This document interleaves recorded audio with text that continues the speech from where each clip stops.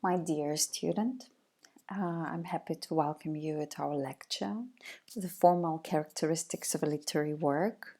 So, otherwise, they are the components of any composition.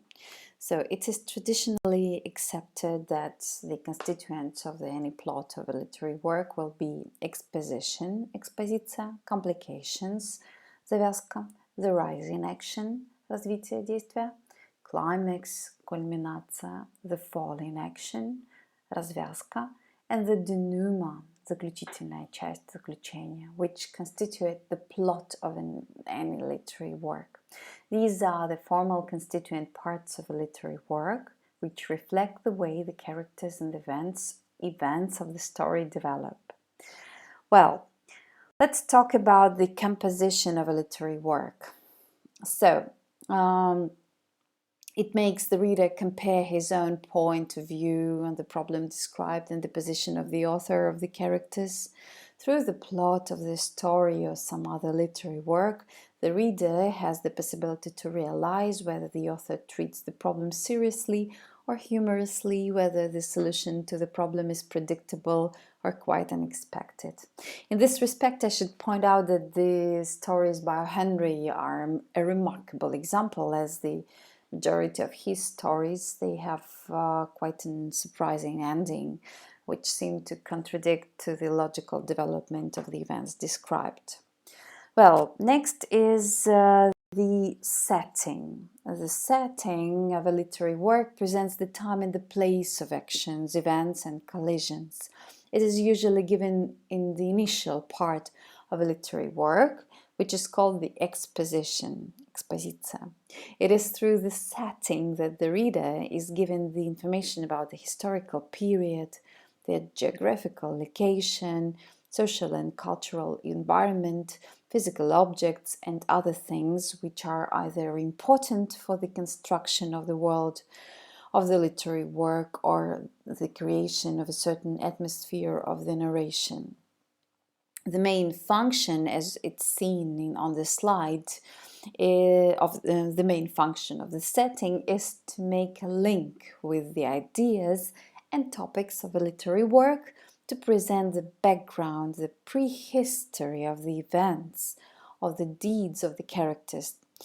It must be pointed out that not all the literary works start with the setting. Sometimes the exposition involves the reader straight into the happenings of the story, and you may remember reading quite classical literary works like Leo Tolstoy's, for instance, War and Peace starts quite with the quite a straight diving into the continuity of the work. So next goes the development of the events and the characters in the literary work is presented in the parts which are called complications and the rise in action. It is here that the relations of the characters, their social positions, intentions, and credos are described. These are the parts where all the images of the literary work are presented to the full. The importance of the complications and the rise in action lies in the creation of the attitude of the reader to the characters and their wishes, intentions, and deeds. These are structural components that are closely connected with the reader's predictions of the possible development of the events and facts of the fiction. So, complications and the rise in action. Hold on a second. So the next slide is. So, complication and the rise in action often include the moments of suspense and surprise. Suspense is the tense feeling in the reader caused by wondering, uncertainty, anticipation, and curiosity about the further development of the plot of the literary work. Suspense is created by providing the reader with the information that the characters do not possess, on the contrary, by keeping back the information from the reader, making him more and more puzzled. It should be also said that the notion suspense was created by Hitchcock's movies. You probably all have watched them. So the next quite unexpected item is surprise, which is a feeling in the reader caused by sudden or unexpected things to happen. It is through this surprise that the reader learns the difference between his and the character's treatment of the facts or events. Surprise is closely connected with the culmination, the highest stage in the development of the plot, which is now named the climax. So, it is the most important, the most significant moment of the literary work. This is the event that the main character has been striving for. Of course, climax is an just inevitable part of any piece of literature. So, climax is followed by the falling action, where the tension gradually declines. This is the part of a literary work that makes the role of the most important event in the life of the main character is presented. Well, and the last part of a literary work is the denouement. Please pay attention that the notion, the denouement, originates from the French language. That is why we are not pronouncing the ending.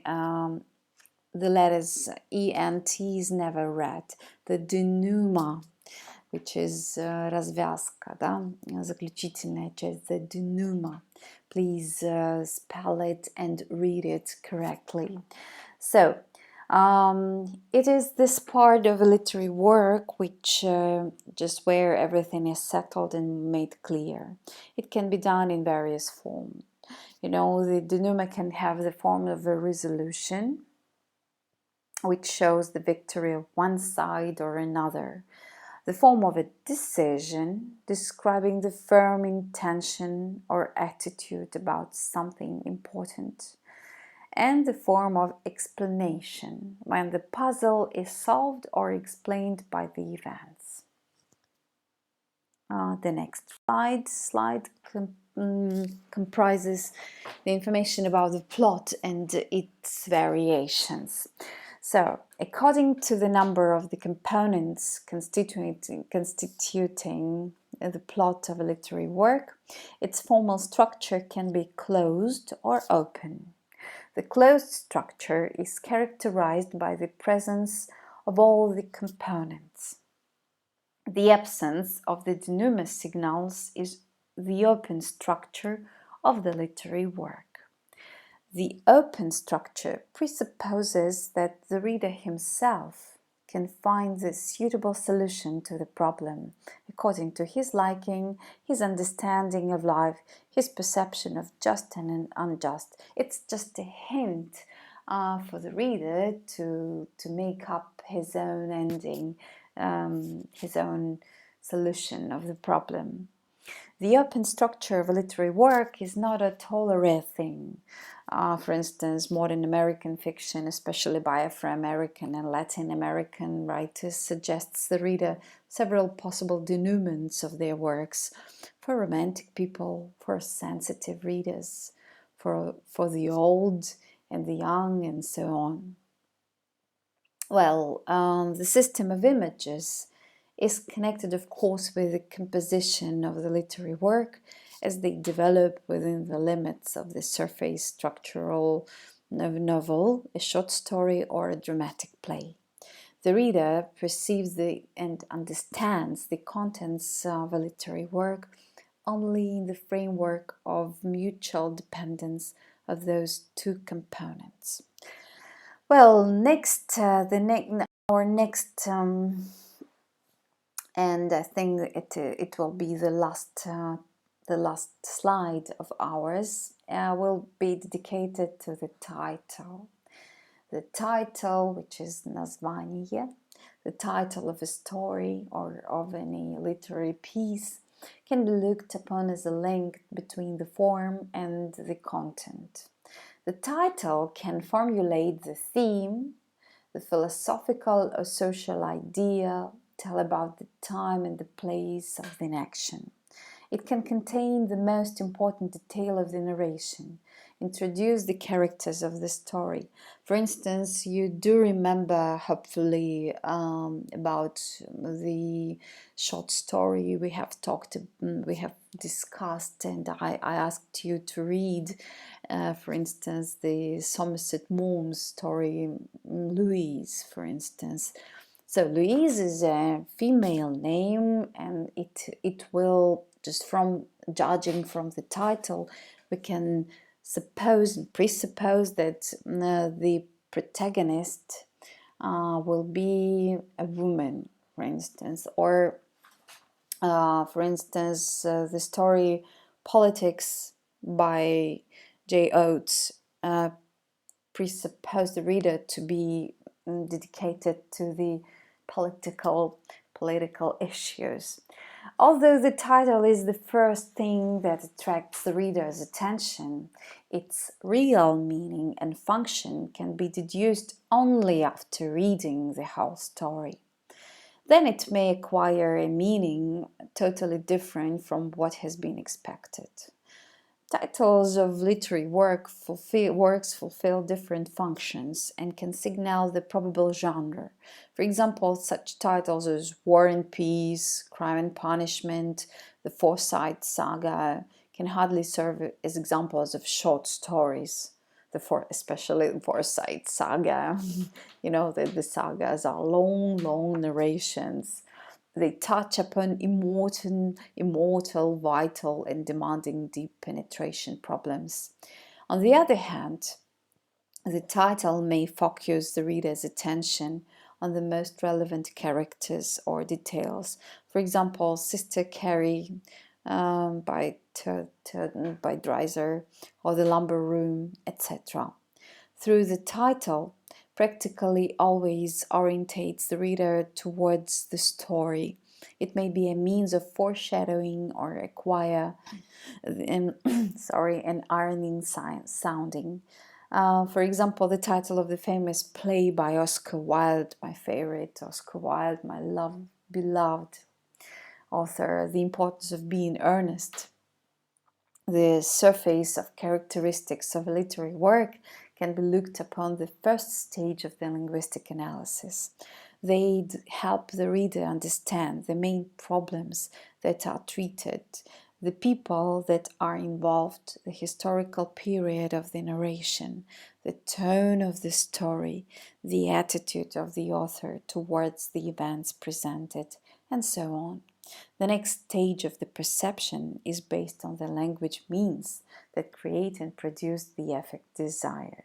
So next we are going to have some questions and tasks that I would like you to fulfill, of course. In our class, I will print it out the 8 questions as for our lecture. So I did my best to be brief, and hopefully that the information will be quite easy and quite obvious to you. Of course, I hope that it will be interesting to you to listen. So